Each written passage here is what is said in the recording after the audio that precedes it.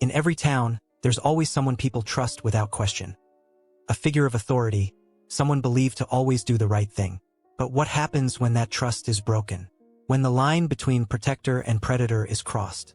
In the quiet community of Willow Creek, life seemed normal.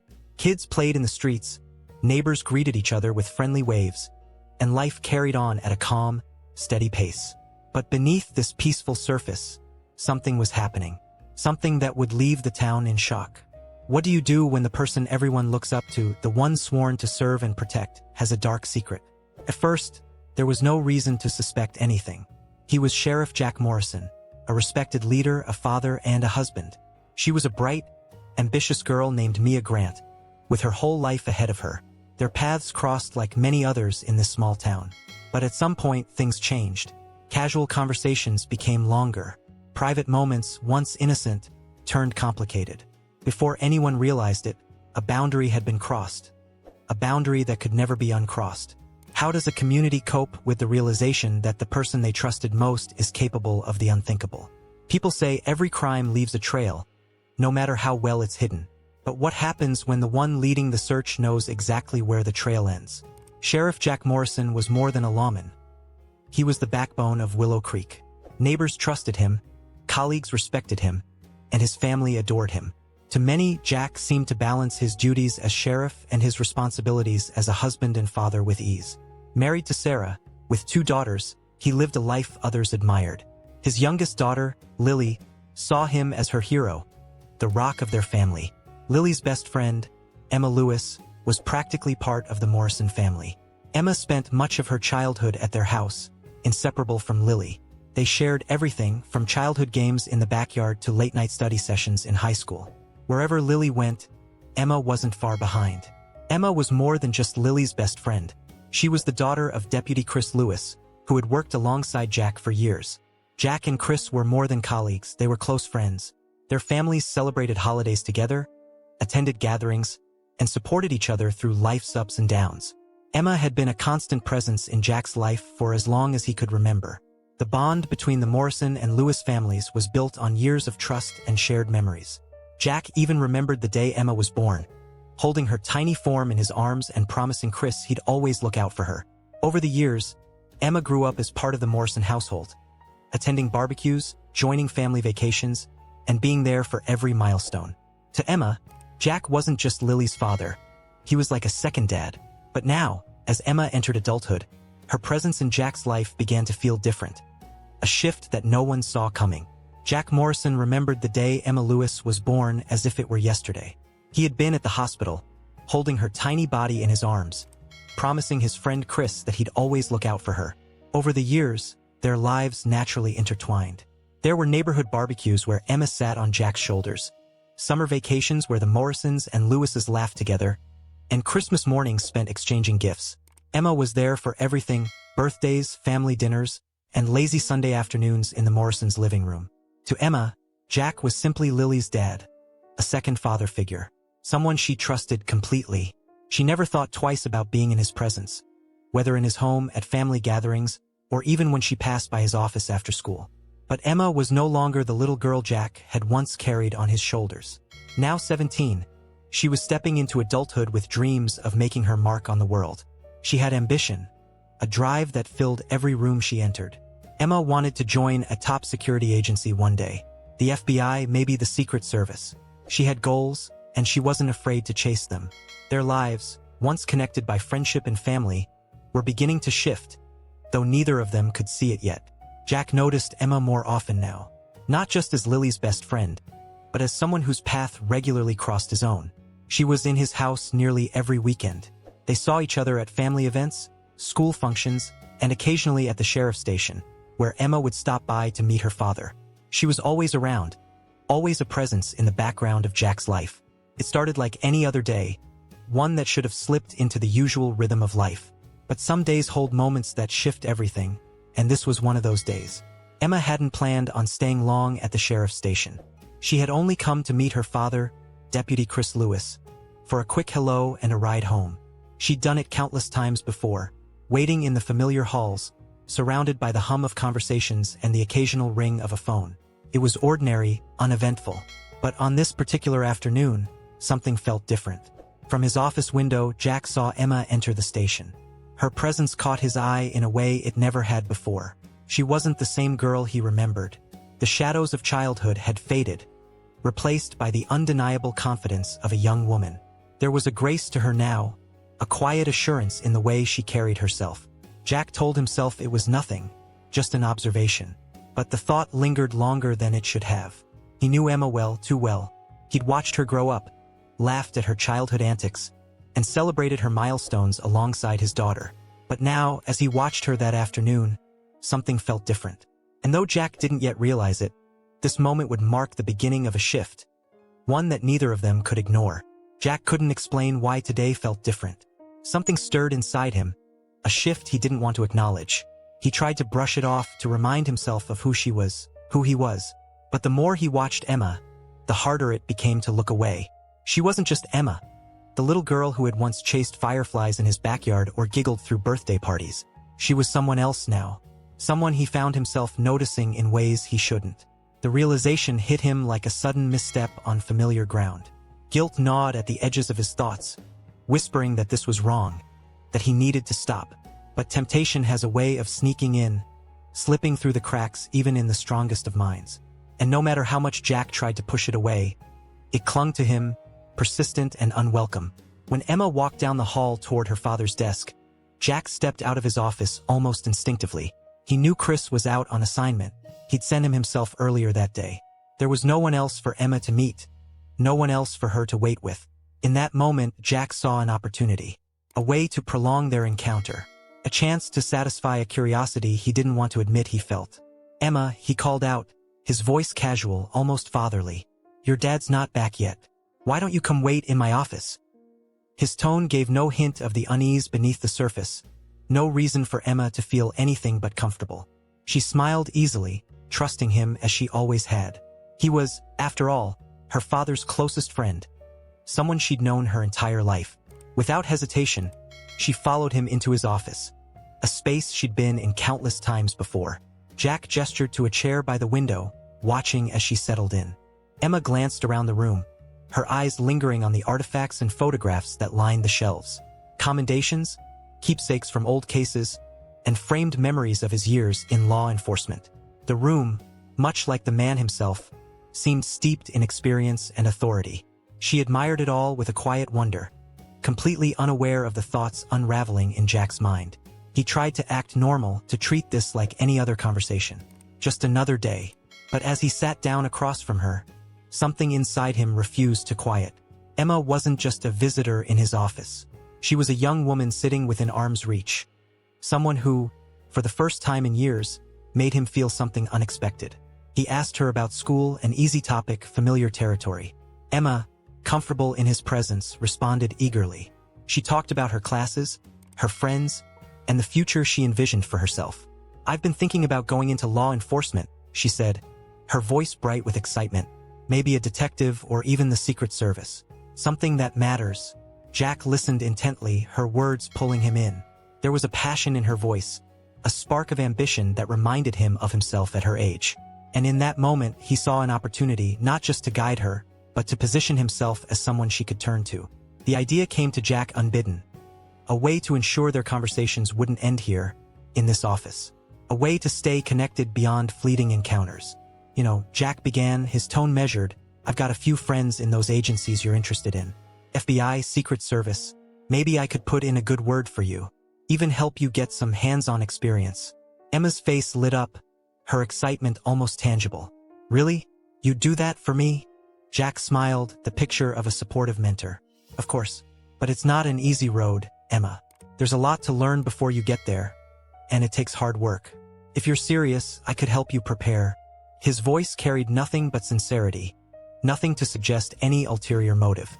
To Emma, this was simply the offer of guidance from someone she trusted, a respected figure in her life, a friend of her father's. She accepted without hesitation, her gratitude shining in her wide, eager eyes. Why would she question his motives? To her, Jack was just an older, experienced man offering her a lifeline to her ambitions. Someone she trusted implicitly. Jack leaned back in his chair, satisfaction flickering across his face. The conversation had flowed effortlessly, the groundwork for future interactions laid with care. He told himself it was harmless, just helping a young woman with her career. But deep down, he knew better. Every word he had spoken, every promise he had made, carried an unspoken weight. It wasn't just about mentorship.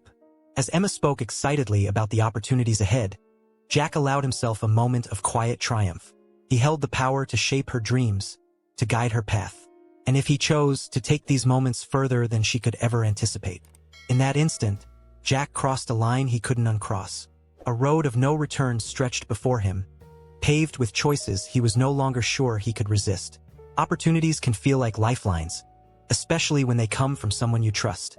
For Emma, Jack's offer felt like a door opening to her dreams, a chance to stand out in a competitive field under the guidance of someone with influence and connections.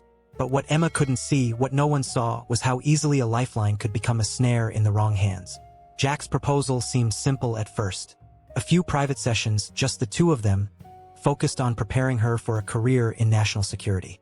He framed it as career coaching, a chance to give her the competitive edge she needed to succeed. At first, Emma felt nothing but gratitude. After all, how many young women her age had such a rare opportunity to work with someone so experienced? Jack assured her that his guidance would set her apart, opening doors she hadn't even imagined yet. But Jack was careful, too careful.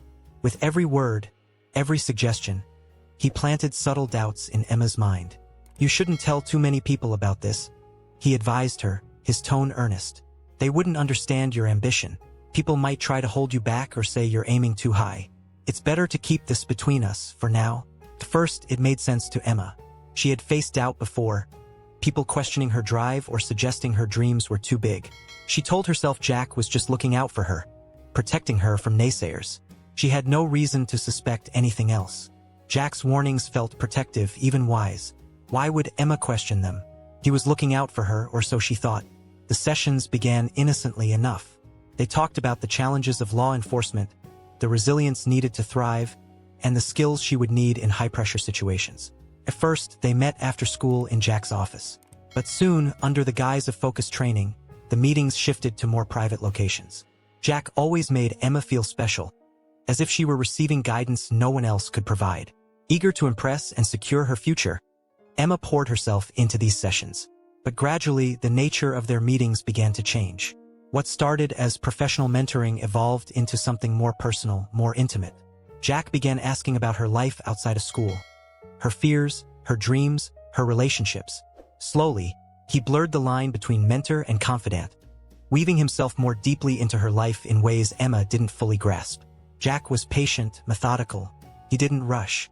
He allowed Emma to come to him, to trust him completely. Each time she opened up, each time she sought his advice, the hold he had over her tightened. Emma, caught up in the glow of his attention, never recognized it for what it truly was. To her, Jack was guiding her, not manipulating her. He was helping her succeed, not grooming her. The sessions began stretching later into the evenings. Jack always had a reason for the extended hours, an important topic they hadn't covered, a critical lesson she needed to learn. Soon, they were meeting late into the night. These meetings, he claimed, were essential steps in her journey toward success.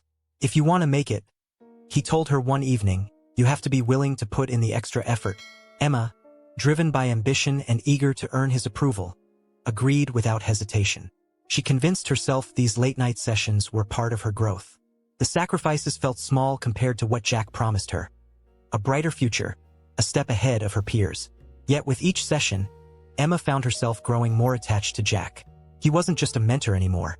He was someone she trusted deeply, someone she depended on in ways she couldn't quite explain. Jack, however, knew exactly what he was doing.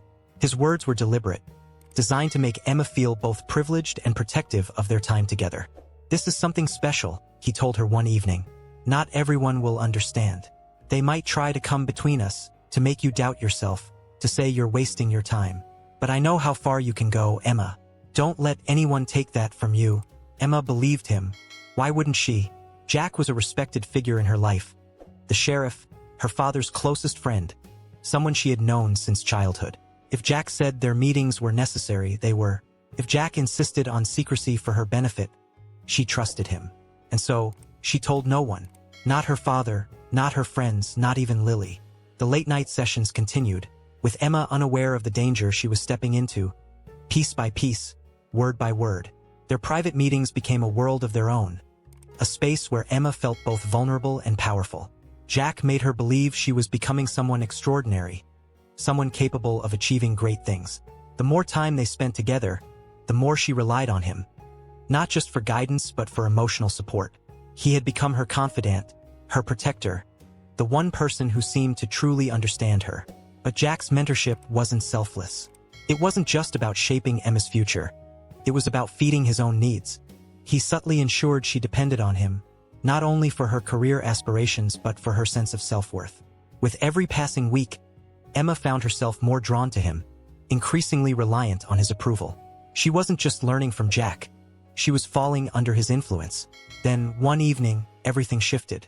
They were reviewing case studies, discussing the nuances of high-stakes decision-making, when Jack's hand lingered a moment too long on her shoulder. Emma didn't pull away. She didn't know she should. It felt like a natural progression of the bond they had built, an extension of the trust she had in him. Jack, noticing her acceptance, took it as permission to move further.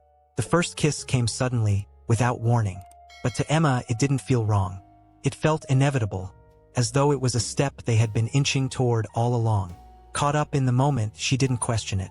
She had grown accustomed to following Jack's lead, trusting his guidance. If this was part of their connection, she embraced it. That night, the fragile boundary between mentor and something far more intimate shattered completely. What followed was no longer mentorship. It was a full-fledged affair, cloaked in the same secrecy Jack had carefully nurtured.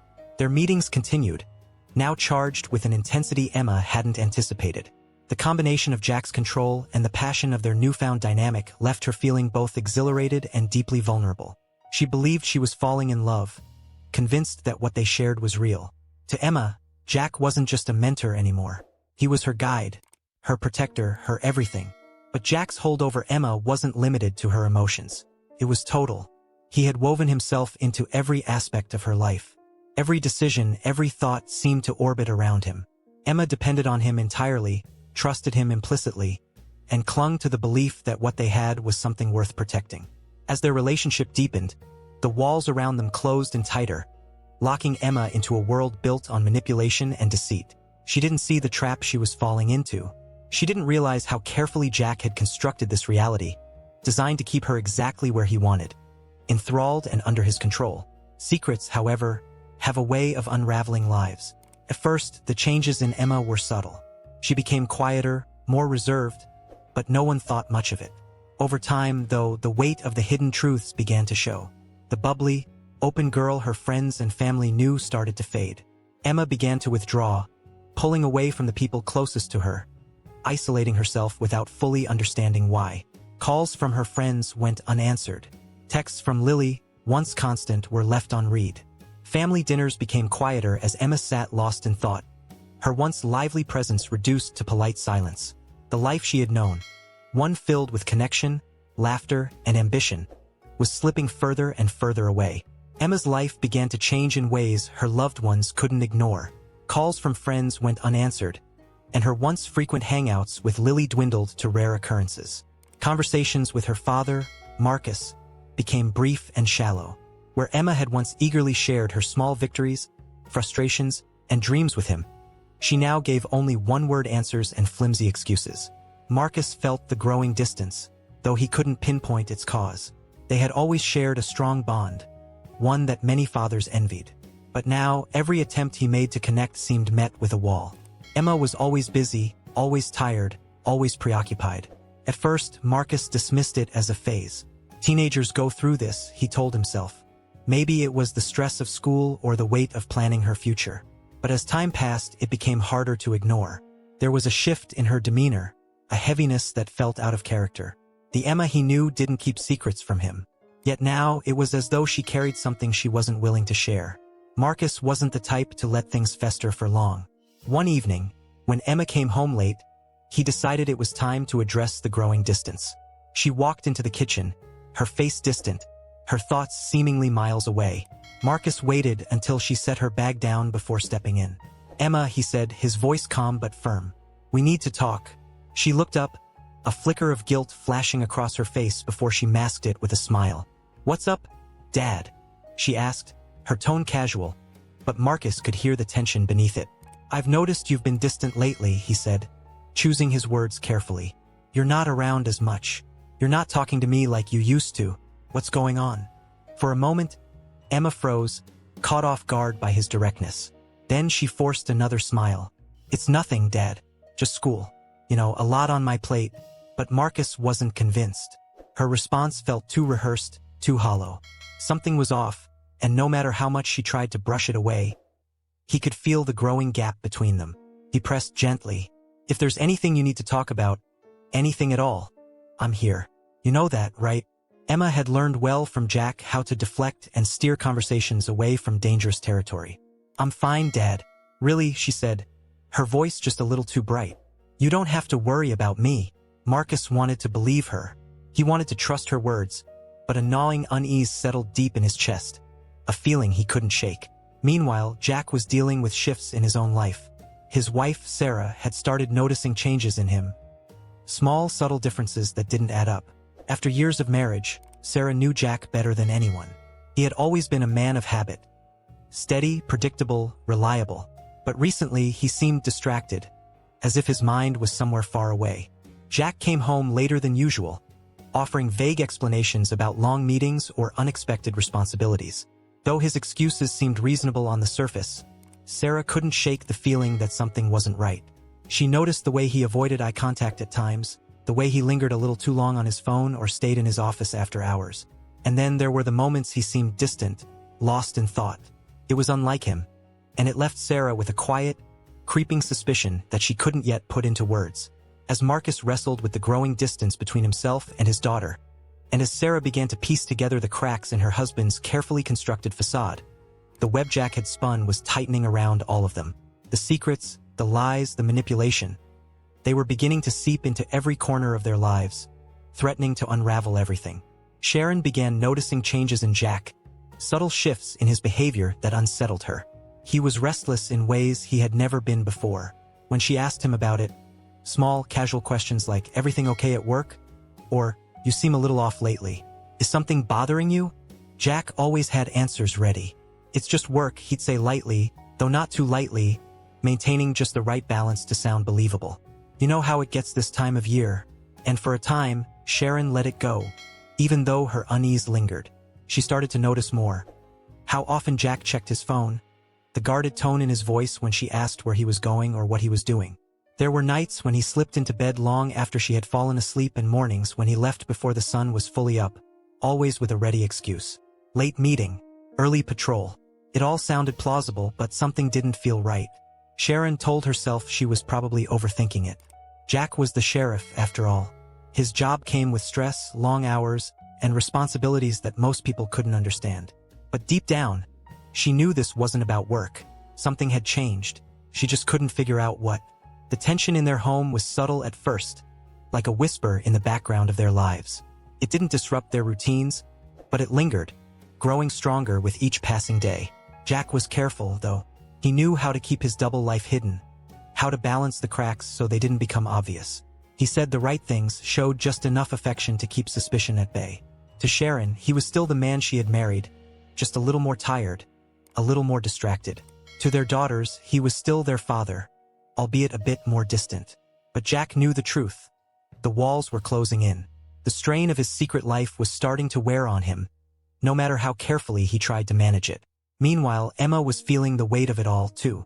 She missed the simplicity of her old life, the ease of her conversations with her father, Marcus, and the carefree laughter she used to share with Lily. But every time she thought about stepping away from Jack, about ending the tangled relationship they had built, she felt those invisible chains tightening around her. Jack had become more than a mentor or even a lover. He was the axis of her world.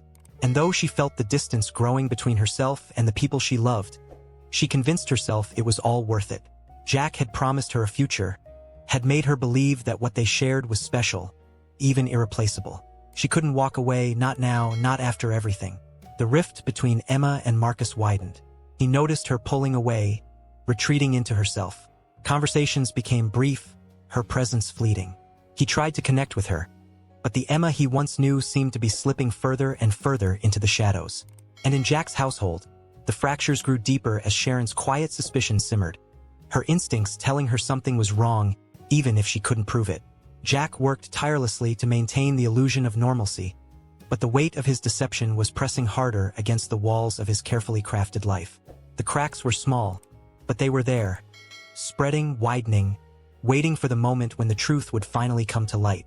Secrets have a way of unraveling, no matter how carefully they're kept. At first, Emma dismissed the signs. A wave of nausea in the mornings, sudden fatigue, and a persistent sense that something felt off. She attributed it to stress or the exhaustion of balancing her ambitions and her increasingly complicated relationship with Jack. But as the days passed, the symptoms became impossible to ignore. Finally, she bought a pregnancy test. She hesitated as she held it in her hands, a storm of thoughts swirling in her mind. It's just nerves, she told herself. It has to be.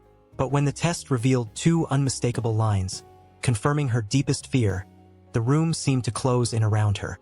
Emma sat motionless, staring at the test. 1,000 thoughts raced through her mind.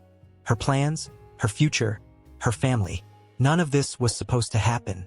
She wasn't ready for this. She hadn't planned for this. Yet, here it was. Undeniable proof that her life had veered wildly off course. After what felt like hours, one thought cut through the chaos. I have to tell Jack. He had always been her guide, her protector, her confidant. If anyone could help her make sense of this, it was him. She clung to that belief as she waited for the next opportunity to talk to him. The moment came during one of their late-night meetings. The room was dim, filled with the familiar tension and closeness that had defined their secret relationship. Emma felt the weight of what she had to say pressing down on her, knowing that once she spoke, nothing would ever be the same. Jack, she said softly, her voice barely audible. He looked up from his desk, sensing the gravity in her tone. What is it? He asked, leaning forward, his expression cautious. Emma hesitated, her hands trembling slightly. Finally, she took a deep breath and let the words tumble out before she could second-guess herself. I'm pregnant. The words hung in the air, heavy and unrelenting. Jack froze, his expression a mix of shock and disbelief. For a moment, it felt as though time itself had stopped. Panic coursed through him. His mind raced through the implications. His career, his family, his reputation. Everything he had worked so hard to build was now at risk. If anyone found out, his wife, his daughters, the community, everything would crumble. The stakes had never been higher, and the walls of his carefully constructed double life felt like they were closing in. This can't happen, Jack said sharply, his voice edged with panic. We can't let this happen. No one can find out. Emma stared at him, her face a mix of confusion and hurt. What do you mean? We'll figure this out. You said you'd always be there for me. But Jack was already spiraling. He ran a hand through his hair, his mind scrambling for solutions. You don't understand, he said, his voice rising. If this gets out, it's over. For both of us. Her chest tightened as the reality of his words began to sink in. Jack wasn't the steady, dependable figure she thought he was. His fear was palpable, and for the first time, she saw the cracks in his carefully composed demeanor. Jack, she pleaded, her voice trembling, we have to talk about this. We have to make a plan. But Jack wasn't listening. He was too consumed by his own panic, too focused on the potential fallout. For him, this wasn't just a personal crisis. It was an existential threat. And as Emma sat across from him, trying to make sense of his reaction, a chilling realization began to take hold. She might be facing this alone. Jack's mind raced, the panic clawing at his chest as the enormity of the situation settled over him. The walls of his double life were closing in, and amidst the chaos of his thoughts, one singular, desperate idea surfaced. A solution, a way to erase this before it spiraled out of control. He leaned forward, his voice low but intense, trembling with urgency.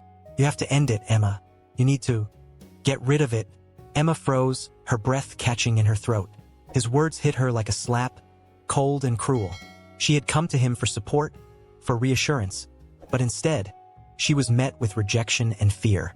You're asking me to have an abortion? She whispered, her voice cracking with disbelief. Jack nodded, his face pale and drawn. It's the only way, he said, his tone desperate. If anyone finds out, my wife, your father, everything will be ruined. My career, my family. It'll all fall apart. We can't let that happen. Please, Emma, you have to do this. Her heart sank as the enormity of his words settled in. She had trusted him, believed in him, and now he was asking her to erase the one thing that tethered them together. Tears welled in her eyes as she shook her head, her voice trembling but firm. No, she said softly, the tears spilling over. I won't do that.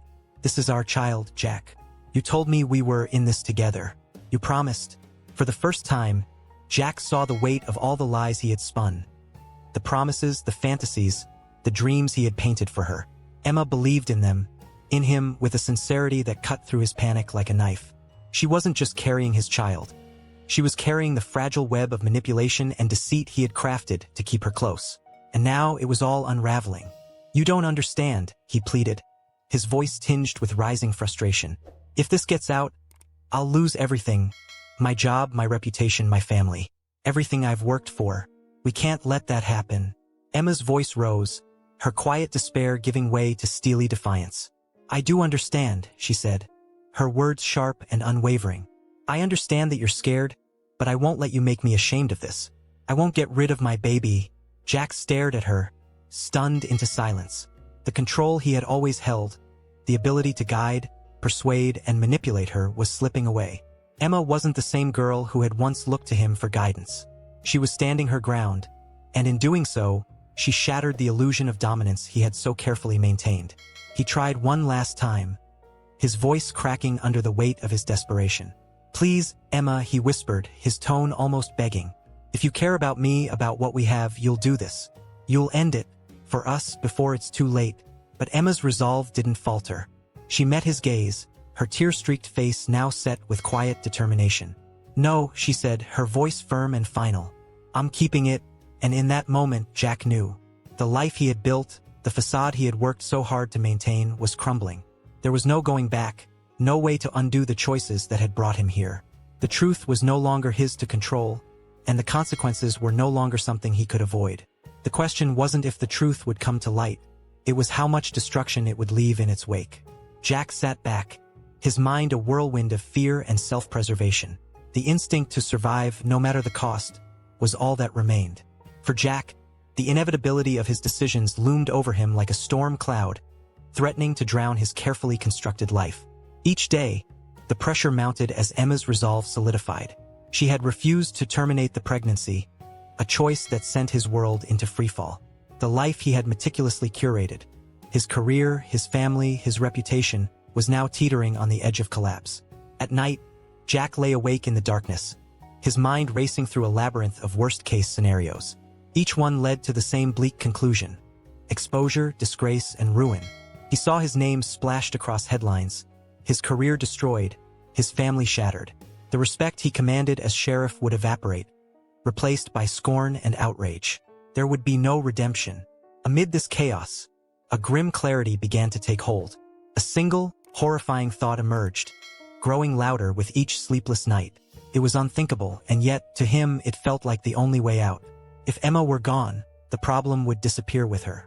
No pregnancy, no scandal, no destruction of his life. Jack told himself it wasn't a choice between right and wrong anymore. It was about survival.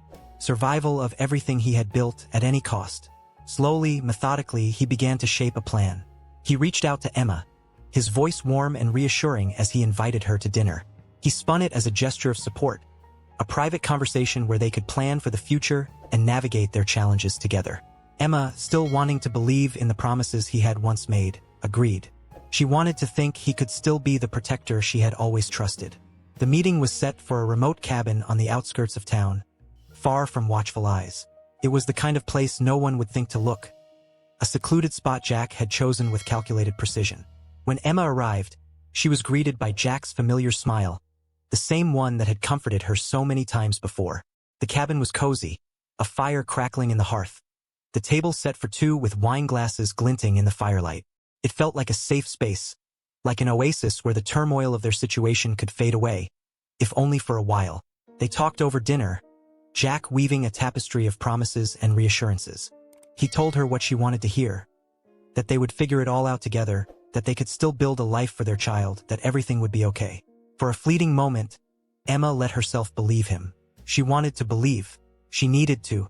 But beneath Jack's practiced words and kind demeanor was a man walking a tightrope of desperation. Every move, every word, every smile was carefully calculated to mask the dark intentions that lay beneath. He wasn't planning a future for Emma and their child. He was planning a way to erase the problem entirely. Emma sat across from him, her trust unwavering, as Jack's resolve hardened. He had set the stage for his final act, a plan that would rid him of the truth he couldn't face. But in doing so, he had unknowingly sealed his fate. Secrets have a way of unraveling, no matter how tightly they're wound. And Jack's, no matter how meticulously he had planned, was no exception. The fire crackled on, casting flickering shadows on the walls of the cabin. For now, the world outside was quiet. But the storm was coming, and neither Jack nor Emma could stop it. Monique allowed herself a moment of hope. She let her guard down, lulled by the warmth in Jack's words and the comforting atmosphere he had created. She wanted to believe in him, in the man she thought she knew. But Jack's mind was elsewhere. Hidden in his pocket was a small vial, a weapon disguised in liquid form, waiting to ensure Monique never told anyone their secret. He waited for the perfect moment. As Monique picked at her food, lost in a daydream of the future she imagined with him, Jack leaned forward, lifting the wine bottle. "Let me top that off for you," he said casually, his tone smooth and familiar. He reached for her glass with an easy smile, giving her no reason to suspect anything amiss. She nodded absent-mindedly, still caught up in her thoughts of their life together. With steady hands, Jack poured the wine, tipping the bottle just enough to let the vial's contents slip into the glass unnoticed. The liquid dissolved instantly, leaving no trace. He handed the glass back to her with the same practiced ease, his voice light and reassuring. "This should help us relax a little," he said with a grin, watching as Monique took a sip, then another. She smiled back, trusting him completely. The drug worked quickly. Monique's eyelids grew heavy. Her words began to slur as she tried to keep up with their conversation. She frowned, confusion clouding her features. "I don't feel so good," she murmured, her voice barely audible. Jack reached across the table, resting a hand on hers, his touch a mockery of comfort. "It's okay," he said softly. "You just need to rest. Everything's going to be fine." Her body went limp moments later, her head lolling to the side as unconsciousness claimed her. Jack sat still for a moment, watching her, ensuring the drug had taken full effect. Then, with cold determination, he moved to the next step of his plan. He lifted Monique from her chair, carrying her out to his truck under the cover of night. The weight of her unconscious body in his arms was hauntingly reminiscent of years past, of the times he had carried her as a little girl. But this was no act of love or protection. It was something far darker. Jack placed her carefully in the passenger seat, strapping her in to avoid drawing suspicion if anyone were to pass. The engine roared to life, and he drove in silence, the winding road stretching ahead of him like a path toward finality. He had chosen the location meticulously. A remote clearing deep in the woods, far from any trails or roads. It was a place where no one would stumble upon them by chance. A place where secrets could be buried and forgotten. The forest grew thicker as he drove, the trees closing in around him like silent witnesses. His chest felt heavy, but he didn't allow himself to hesitate. The moment he had crossed the line, there was no turning back. He had convinced himself this was the only way out, the only way to preserve what was left of his life. When he reached the clearing, he stepped out of the truck and surveyed the area. The forest was eerily quiet, the only sounds the distant rustle of leaves and the crunch of gravel beneath his boots. Satisfied that they were alone, he opened the passenger door and lifted Monique into his arms. Her body was still, her breath shallow, as he carried her deeper into the woods. The forest surrounded them, the towering trees casting long shadows under the moonlight. Jack moved with purpose, the crunch of dry leaves and twigs underfoot the only noise breaking the heavy silence. He walked until the truck was out of sight, pressing on until he reached the place he had scouted weeks before. It was a hollow, shrouded by dense underbrush and towering evergreens, a perfect hiding place. Jack stopped, his breath visible in the cold night air. He laid Monique gently on the forest floor, pausing for a moment as if to gather himself. The enormity of what he was about to do loomed over him, but he forced the thoughts away. There was no room for doubt now, no room for regret. The forest held its breath as Jack prepared to bury the truth once and for all. The forest swallowed the sound of his footsteps as Clayton moved deeper into the trees, the weight of Monique's body in his arms heavy, yet insignificant compared to the burden crushing his soul. In the cold, quiet stillness of that remote, forgotten place, he knelt beside her. His hands trembled, though only faintly, as he positioned them over her mouth and nose. Monique stirred, her body reacting instinctively, but the drug coursing through her system left her too weak to resist. Clayton's grip tightened. Seconds stretched into eternity as her movements slowed, then ceased altogether. The forest stood still once more, bearing witness to an act that could never be undone. For a moment, Clayton remained where he was, his hands still pressed against her lifeless face. His breath came in ragged, uneven gasps as reality clawed at the edges of his mind. But then, as though guided by a force beyond himself, he began to dig. The soil was damp and heavy, the scent of earth thick in the air as he worked with mechanical precision. Each handful of dirt flung aside was another layer of his lies, his betrayal. Time became a blur, his thoughts clouded by the enormity of what he had done. Yet he did not stop. He couldn't stop. Not now. When the grave was ready, a shallow, hastily made scar in the forest floor, Clayton laid Monique's body inside. Her face, now obscured by shadows, would never again light up with the dreams she once shared so freely.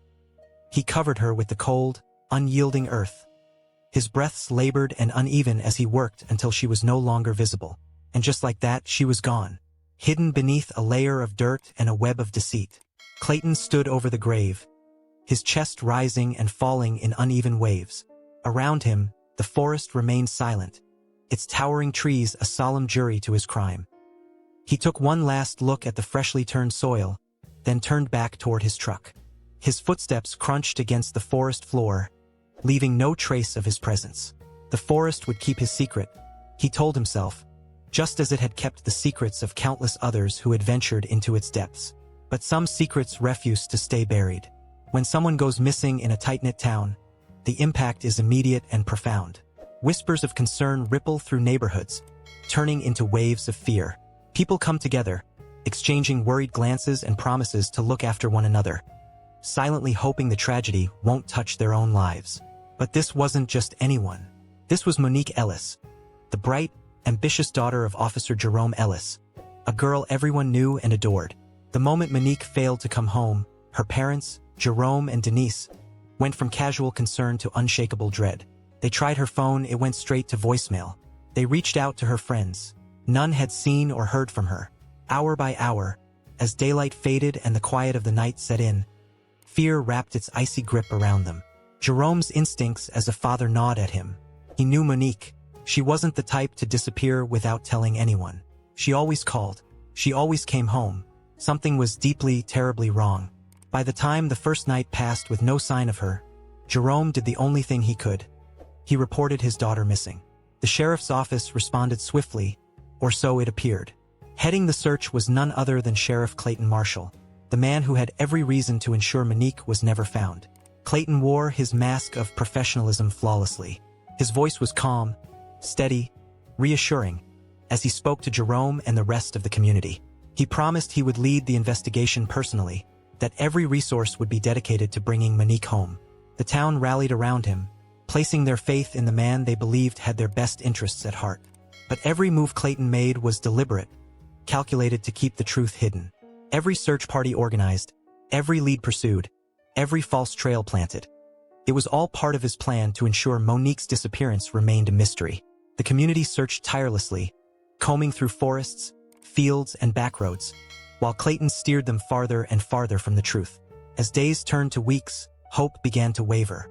Rumors spread, theories were whispered in hushed voices, but no answers emerged. Through it all, Clayton maintained his role as the town's steadfast leader, the man they trusted to bring Monique back. But the weight of his actions pressed heavier with each passing day. Secrets have a way of clawing their way to the surface, and Clayton knew it was only a matter of time before the cracks in his carefully constructed facade began to show. And when they did, the destruction would be unimaginable. The search for Monique began immediately, a flurry of activity that engulfed the entire town. Deputies fanned out, canvassing neighborhoods, interviewing anyone who might have seen her. Search teams scoured parks, abandoned buildings, and winding back roads. Clayton was at the forefront of it all, his voice firm and authoritative, his actions tireless. To everyone else, he appeared like a man on a mission, determined to find the missing girl. But it was all a facade. Behind the scenes, Clayton ensured the search stayed far from the remote forest clearing where Monique lay buried. Every order he gave, every lead he followed, was carefully orchestrated to keep the truth hidden. Jerome leaned heavily on Clayton during those first days, relying on his longtime friend and mentor to guide the investigation. Clayton played the part seamlessly, offering comforting words and a steady shoulder to lean on. "We'll find her, Jerome," Clayton said often, his voice brimming with conviction. "I won't rest until we bring her home." Jerome, desperate and overwhelmed, clung to Clayton's assurances. He needed to believe in something, and Clayton offered him the one thing he craved most: hope. Clayton spent hours at the Ellis home, sitting at their kitchen table, his arm around Denise as she cried. He was their lifeline in the storm, the one person they believed was doing everything possible to find Monique. It was exactly the position Clayton wanted to maintain. While publicly leading the charge, Clayton subtly steered the investigation in the wrong direction. He floated theories to deputies and volunteers, each more plausible than the last. Maybe Monique had run away, overwhelmed by stress. Perhaps she was staying with a friend who hadn't come forward. He even hinted at the possibility that she might have left with someone she trusted. These suggestions planted seeds of doubt, shifting the focus of the search toward dead ends and away from the truth. Whenever a search team ventured too close to the woods, Clayton conveniently discovered a new lead, an unconfirmed sighting across town, a tip that demanded immediate attention. He kept everyone moving, scattering resources, ensuring no one ever got close to uncovering the grave. Monique's parents clung to every word Clayton said, their faith in him unshaken. Jerome, in particular, relied on Clayton more than anyone. As both a father and a fellow officer, Jerome felt powerless in the face of his daughter's disappearance. Clayton's leadership gave him a glimmer of hope, a belief that if anyone could find Monique, it was his trusted friend. Clayton exploited that trust with calculated precision. He involved Jerome in just enough of the investigation to make him feel valued, to keep him close. Jerome rode along on searches, reviewed updates with Clayton, and even held press conferences asking for information about his daughter. The involvement gave Jerome a sense of purpose while keeping him too preoccupied to see through Clayton's charade. Meanwhile, the town rallied. Flyers with Monique's picture were posted on telephone poles and in shop windows.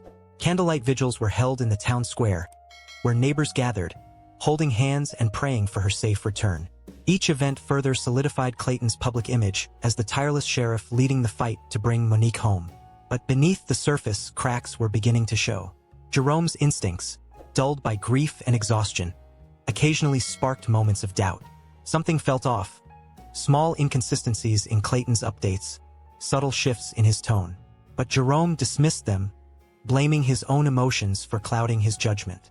After all, this was Clayton, his friend, his ally, and that was Clayton's greatest strength.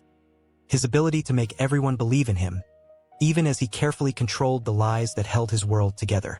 But no matter how tightly he clung to the reins of the investigation, Clayton knew the truth was a fragile thing. Secrets, especially ones as dark as his, have a way of clawing their way to the surface.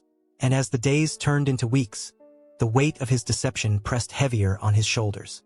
He was playing a dangerous game, and deep down, Clayton knew it was only a matter of time before it all came crashing down. Jerome's frustration was boiling over. The weeks of fruitless searching had worn him down, filling his heart with guilt and anger. Time and again, he would break down in front of Clayton, his grief pouring out in waves. "I should have been there," Jerome said one evening, his voice thick with emotion. He clenched his fists, his eyes staring past Clayton as though searching for answers in the void. "I should have protected her. I should have done something." Clayton, ever the picture of composure, placed a steady hand on Jerome's shoulder. His expression was solemn, his voice calm and steady. "This isn't your fault, Jerome," he said. "We're doing everything we can. We'll find her. I promise you, we'll find her." It was a masterful manipulation. Clayton's words offered just enough comfort to soothe Jerome's guilt while keeping his trust intact. Clayton balanced his role as friend and investigator with precision, always careful to appear genuine. Days turned into weeks, and still, there was no sign of Monique. The community's initial unity and determination gave way to restless whispers and rumors. Some suggested she had run away, unable to cope with the pressures of school or life. Others feared the worst, speculating in hushed tones about what might have happened. Through it all, Clayton remained a rock, the figure everyone looked to for answers. His leadership reassured the town, his calm demeanor masking the growing storm within him. But every day the investigation dragged on. The weight of his actions pressed down on him like a vice. The longer he kept the truth hidden, the more cracks began to form in the carefully constructed facade he had built. There were moments, fleeting but undeniable, when Clayton felt the guilt clawing at the edges of his mind. It was like a persistent shadow, threatening to overwhelm him. Yet he pushed it down, buried it deep. He told himself there was no room for hesitation. A single misstep, one crack in his mask, and everything he had fought to protect would crumble around him. To maintain control, Clayton fed Jerome and Denise Ellis just enough hope to keep them going. He visited their home often, sitting with them late into the night, his reassurances carefully measured. "We'll find her," he repeated whenever their resolve wavered. "I won't stop until we bring her home." Jerome clung to these words like a lifeline. Despite his growing frustration, he couldn't shake the belief that Clayton was doing everything in his power to find Monique, and Clayton made sure to keep it that way. He involved Jerome in the investigation just enough to make him feel like an integral part of the process. It was a delicate balance, keeping Jerome close, yet ensuring he never uncovered the truth. Meanwhile, Clayton carefully controlled the direction of the search. Every time a lead came too close to the woods, he diverted resources with a new tip, a supposed sighting in a distant part of town, a vague report that demanded immediate attention. He kept the search moving in circles, far away from the spot where Monique's body lay hidden. But the strain of his double life was beginning to show. In private, Clayton felt the pressure mounting, the lies piling on top of each other. The mask he wore was slipping, little by little. He knew he couldn't maintain this charade forever. Sooner or later, the investigation would reach a breaking point. He clung to one hope: that time would dull the urgency of the search. If enough weeks passed without answers, he believed the community's determination would fade, their focus shifting to other concerns. The investigation would quietly stall, becoming just another cold case, a tragedy without resolution. But Clayton also knew the truth had a way of clawing its way to the surface. Secrets buried in darkness don't stay hidden forever. And as the days stretched into months, the fragile web he had spun began to tremble, each lie straining under the weight of his guilt. For now, Clayton kept up the act, barely. He led the investigation just convincingly enough to maintain appearances, while privately holding his world together with trembling hands. But deep down, he felt it, the inevitability of the truth. And when it finally emerged, it would tear through the lives of everyone it touched, leaving nothing but devastation in its wake. 5 months after Monique Ellis's disappearance, the town had begun to return to its usual rhythm. Life moved on, as it often does, though Monique's absence lingered in unspoken moments, in the quiet pauses of conversation, in the sympathetic glances exchanged between neighbors. Her name was still whispered by those who clung to hope, but even that hope had begun to dim. What had once been a town-wide effort to find her now felt like a fading memory. Search parties had dwindled, their fervor replaced by resignation. Posters bearing Monique's smiling face had started to peel away from storefront windows. The bright ink faded by time. Conversations that had once been dominated by theories and possibilities were now subdued, spoken only in passing. It seemed, to many, that Monique had simply vanished, becoming another tragic mystery destined to remain unsolved. Clayton Marshall believed the same. Every day that passed without answers felt like a victory for his dark secret. He convinced himself that time would erode the urgency of the search, that the town's collective grief would eventually turn to quiet acceptance. But as it so often does, the truth began to surface, unexpectedly and from the most unlikely place. It wasn't a team of investigators or a sudden breakthrough that unraveled the carefully spun web of lies. It was a pair of ordinary hikers, out for a peaceful day in the woods. They had no idea that their routine outing would change everything. The hikers, a couple in their late 20s, had ventured deep into the forest that day, following an overgrown trail seldom used by anyone except the most adventurous. The air was still, the quiet broken only by the rustle of leaves in the breeze. The path twisted through dense trees, the ground beneath them uneven and littered with fallen branches. It was a place untouched by the world beyond the woods, a sanctuary of solitude. As the sun began its slow descent, casting long shadows through the trees, one of the hikers noticed something unusual. Just off the trail, the earth appeared uneven, as though it had been disturbed.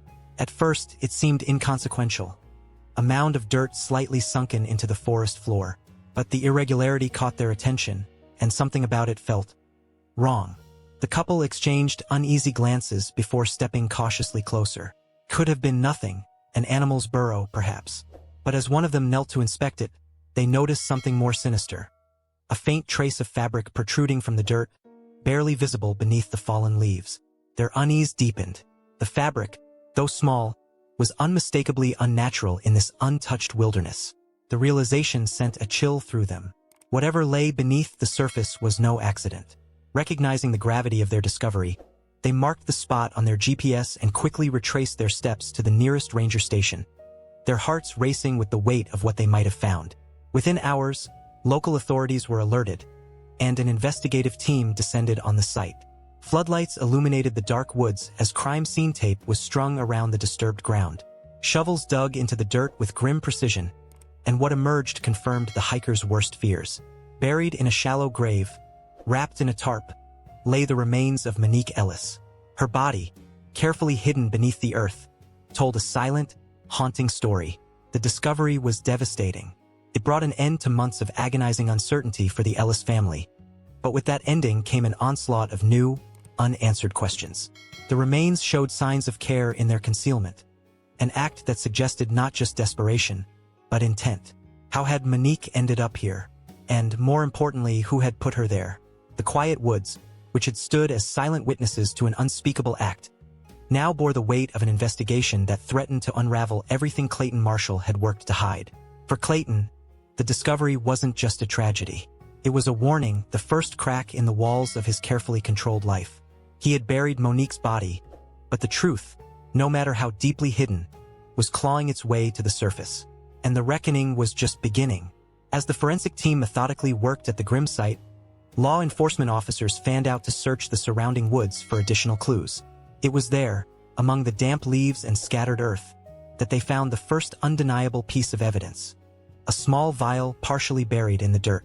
Its surface was smudged but bore the faint imprint of a fingerprint. At first, it seemed insignificant, just another random object in the forest.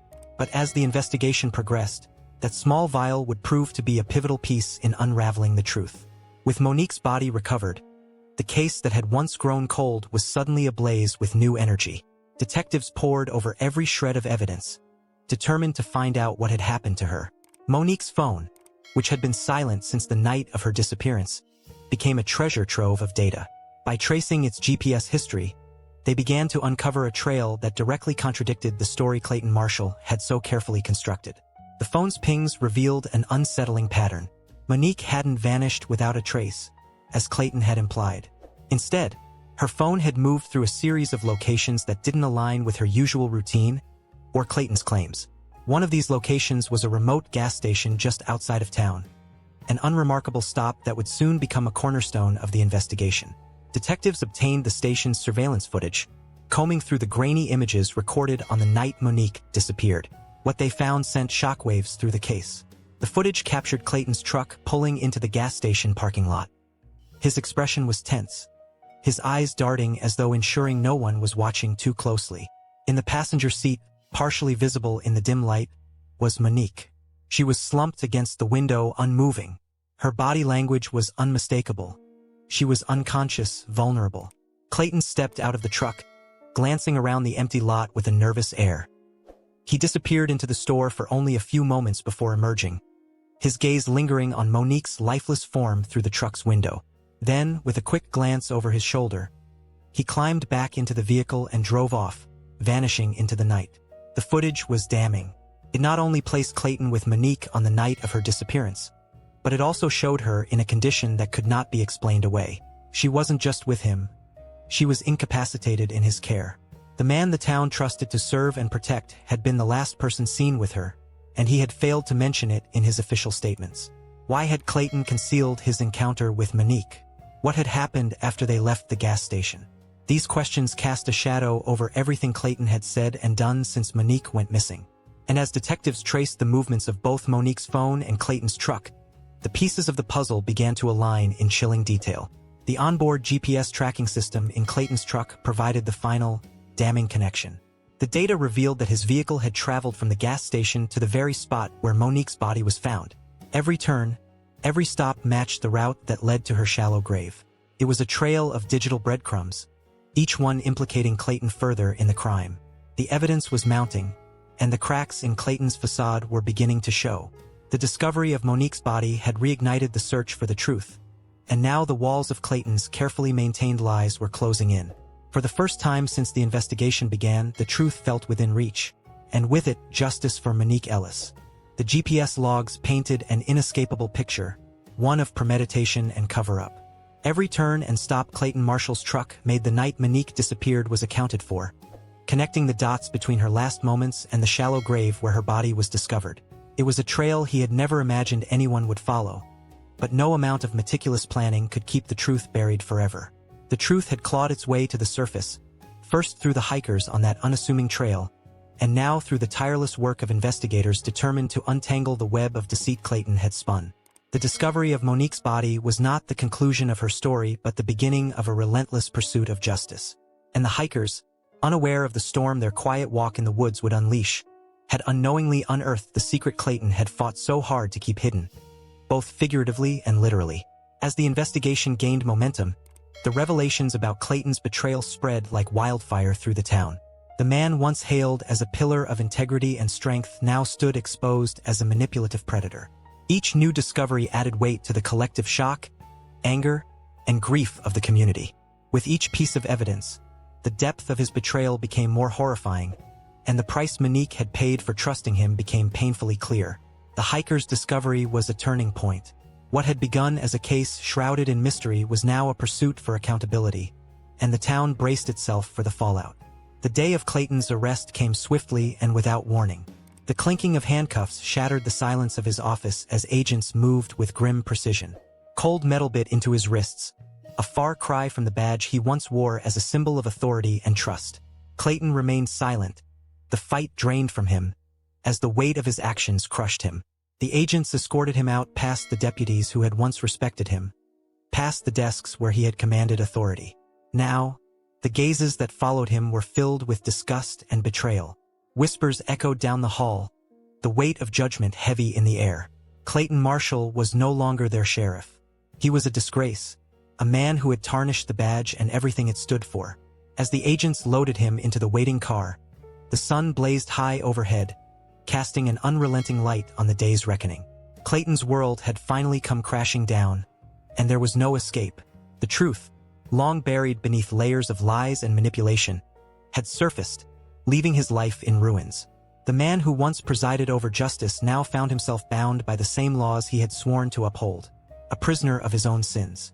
For Monique's family, the grief was unbearable. The forensic autopsy revealed a final devastating truth that shattered what little remained of their world. Monique had been pregnant. The child she carried, Clayton Marshall's child, was still in its early stages of development when her life was violently stolen.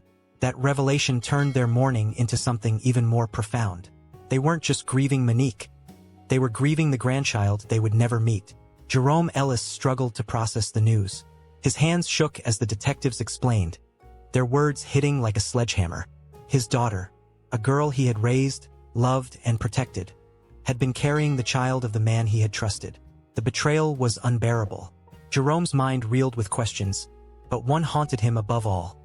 How had he not seen the signs? How had he stood beside Clayton, searching for his daughter, while the man responsible for her disappearance led them astray?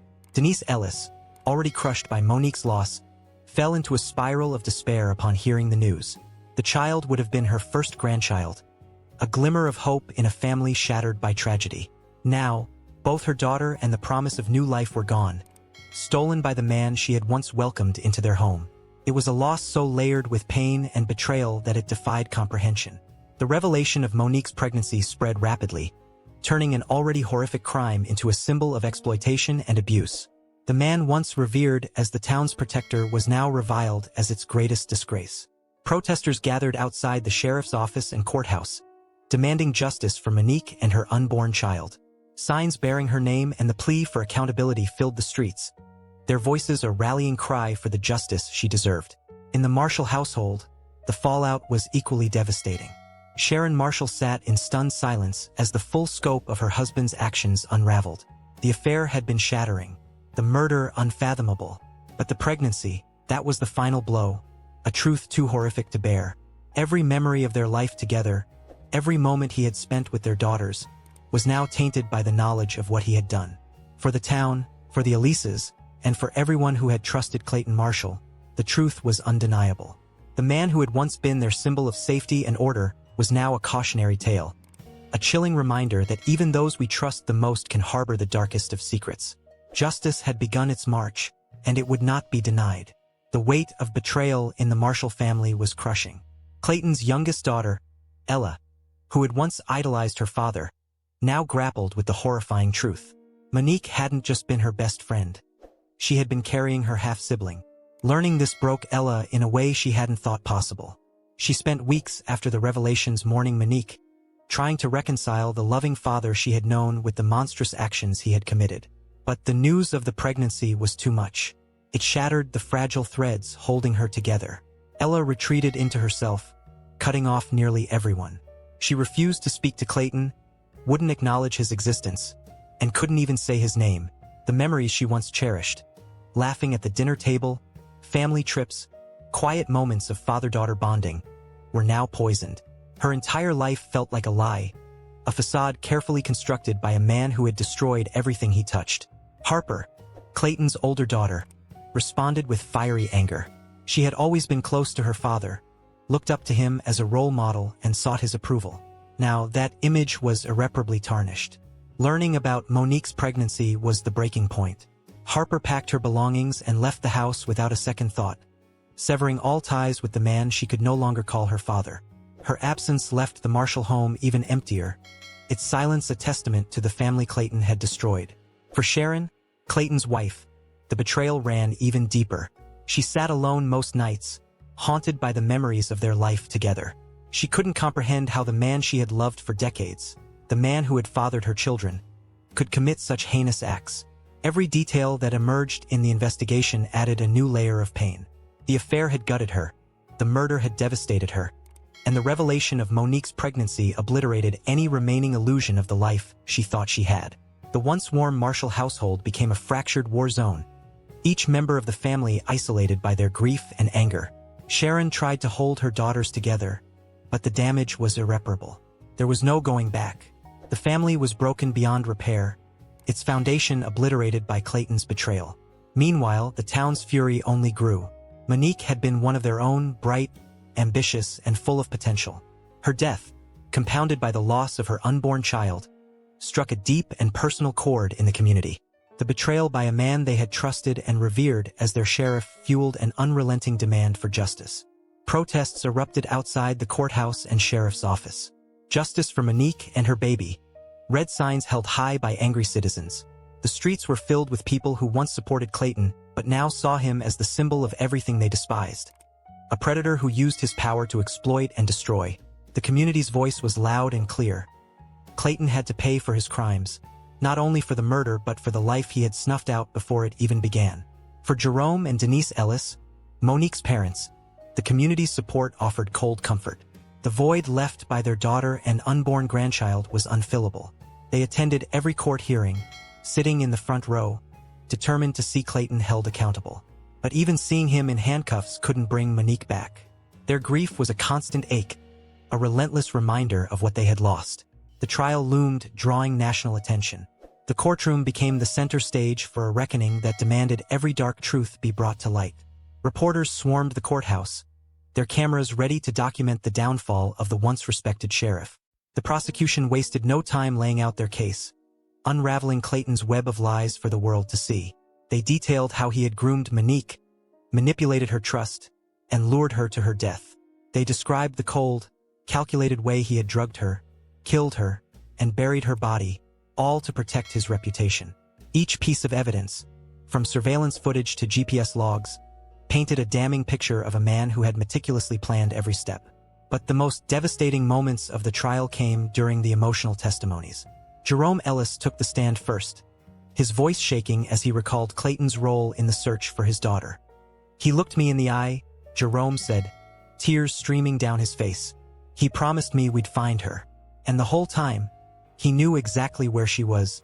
Denise Ellis, her voice trembling with sorrow, spoke of Monique's dreams. She wanted to make a difference. Denise whispered, clutching a tissue. She wanted to protect people, to help those who couldn't help themselves. And instead, the man we trusted, our friend, stole her future and buried it in the ground. The courtroom was silent, the weight of their grief hanging heavy in the air. But the most shocking testimony came from within Clayton's own family. Sharon Marshall, his wife, took the stand, her face pale and drawn. She spoke of the man she thought she knew, the life they had built together, and the betrayal that had torn her world apart. My husband, she began, her voice breaking, was a man I trusted with everything. My heart, my children, my future. And he used that trust to destroy another family.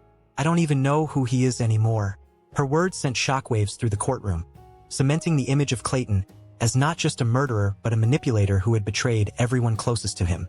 As the trial reached its crescendo, the community held its breath, awaiting the verdict. The weight of Clayton's crimes loomed over the town like a storm, and everyone braced for the final reckoning. The courtroom was silent, the air heavy with anticipation as the judge prepared to deliver the final words of Clayton Marshall's sentencing. The man who had once been the pillar of the community now stood before the court shackled. His shoulders slumped under the unbearable weight of his crimes. No chains, no sentence could ever truly account for the lives he had stolen. The life of Monique Ellis, a vibrant young woman full of dreams, and the life of the unborn child she carried. The judge cleared his throat, his voice solemn as he began, addressing the courtroom and the accused. Mr. Marshall, you stand here today as a man who not only committed a heinous crime, but who violated the deepest trust of those around you. You were a protector, a mentor, a friend, and you used that trust to manipulate, exploit, and ultimately destroy the lives of those who believed in you. The gallery sat frozen, hanging on every word. Among the crowd were Monique's parents, Jerome and Denise Ellis, their grief etched deeply into their faces. Clayton's own family sat apart, their expressions a mixture of devastation and disbelief. The judge continued, his voice unwavering. Monique Ellis was not just a victim of your manipulation and betrayal. She was a young woman with ambitions, with dreams of a future in law enforcement, of making the world a safer place. You exploited her innocence and trust, and in doing so, you extinguished her light. He paused, his gaze hardening as he delivered the most devastating truth. But Monique wasn't the only life you took. She carried within her a child, your child. A life you helped create, and a life you chose to silence in an act of unthinkable selfishness and cowardice. Gasps rippled through the courtroom, the full weight of the judge's words sinking into the hearts of everyone present. Clayton's daughters, Ella and Harper, sat rigid, their faces pale as they processed the judge's unrelenting condemnation. Your actions were not those of a man seeking justice or redemption, the judge said, his tone sharp and cutting. They were the actions of a man desperate to protect himself, willing to sacrifice everything, including 2 innocent lives, to preserve the illusion of power and respectability. The courtroom remained silent, the judge's words reverberating like thunder. Monique Ellis and her unborn child were not just victims. They were lives full of potential and promise, lives you extinguished because of your cowardice. And in doing so, you betrayed not only them but your own family, your community, and the badge you swore to honor. Tears flowed freely in the gallery, from Monique's parents and friends to members of the community who had once placed their trust in Clayton. Even Clayton's wife, Sharon, sat motionless, her face a mask of grief and disbelief. The judge leaned forward, his voice carrying the weight of justice. For the murder of Monique Ellis and her unborn child, for the betrayal of trust, and for the abuse of your authority, this court finds you guilty on all counts. You will serve 2 consecutive life sentences without the possibility of parole. You will spend the rest of your days behind bars, carrying the weight of the lives you destroyed. The gavel struck, its sound final and resolute. The courtroom erupted in a mixture of quiet sobs and murmurs. Clayton Marshall, once the respected sheriff, now stood as a condemned man, stripped of everything he had once been. As the officers led him away in chains, Clayton glanced back only once. He saw his daughter's tear-streaked faces, his wife's stoic devastation, and Monique's parents holding each other. Their grief mingled with a small measure of relief. They had fought for justice, and justice at last had been delivered. Outside the courthouse, the community gathered in solidarity, candles lit in Monique's memory. her name and the legacy of her unborn child would not be forgotten. Though the scars of Clayton's actions would linger, the town resolved to honor her life and ensure that such a betrayal would never happen again. For Clayton, the doors of the prison slammed shut behind him, marking the end of his freedom and the beginning of his reckoning. Justice, though delayed, had finally prevailed, and as the echoes of the trial faded, one truth remained. No secret, no matter how deeply buried, could escape the light forever. The final moments of Monique Ellis's story were not just an ending. They were a call to action, a sobering reminder of the fragility of trust and the devastating consequences of power misused. In the aftermath of the trial, the town wrestled with the question that haunted them all. How do we rebuild from here? It was a question for the Elises, for Sharon and her daughters, and for every member of the community who had once believed in the symbol Clayton Marshall represented. For Jerome and Denise Ellis, the establishment of the Monique Ellis Foundation was not just a means to honor their daughter and grandchild. It was their way of reclaiming power. They became tireless advocates, speaking across the nation, their voices growing louder with each passing day as they demanded systemic change. Their grief was a wound, but it also became a weapon against silence and complacency. Sharon Marshall and her daughters took a different path. They disappeared from the public eye, seeking refuge in anonymity. For them, the journey was personal, a painful, introspective road of healing, acceptance, and eventual forgiveness. Not of Clayton, but of themselves for being deceived. The community, too, had a reckoning. Policies were overhauled, oversight committees formed, and training programs implemented to prevent abuses of power. The sheriff's office became a symbol of reform, the story of Clayton Marshall's betrayal woven into the fabric of its renewed mission. Accountability over authority, service over self-interest. But the story of Clayton Marshall's betrayal was not just a cautionary tale for one small town. It was a warning to all of us. Power, when left unchecked, can corrupt even those we trust most. The questions Monique's case left behind lingered far beyond the borders of her community. What safeguards can we build to ensure no one wields unchecked power? How can we better protect the vulnerable in our society? What responsibility do we bear in holding authority figures accountable? The final message from the trial, from the lives left broken and the voices that rose in defiance, was clear. No secret remains buried forever. Justice, though delayed, always finds its way. And with that, the case of Monique Ellis came to a close. But the journey to uncover hidden truths, expose abuses of power, and fight for justice continues. There are more stories to tell, more betrayals to uncover, and more lives to honor by bringing their truths into the light. Stay with us as we delve into another harrowing story, one that will challenge your perception of trust, authority, and justice. Subscribe now, because only through uncovering the truth can we prevent the next tragedy.